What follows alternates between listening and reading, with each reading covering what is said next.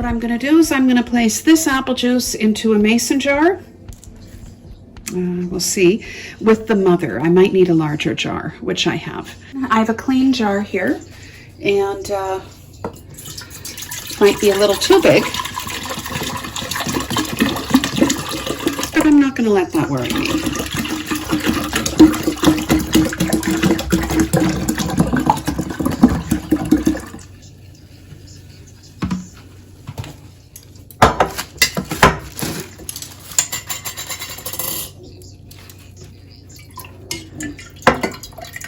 Wow, look at that mother. That is pretty amazing. There. Okay, now that you've seen me place the mother from this jar into this jar, I have all 4 jars out on the counter. I started this on the 26th of October, and I started this fermentation with Macintosh apples.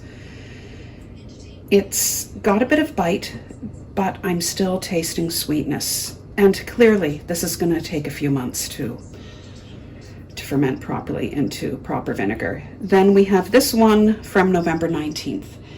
Now, this comprised of a variety of apples. I haven't tasted this because this one grew some cam yeast.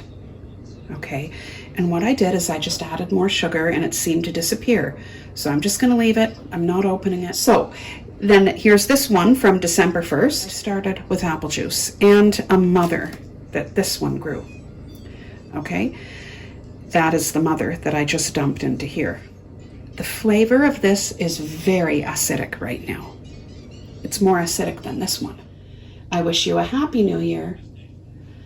Please like this video and subscribe to my channel and leave a comment below. Thank you for watching.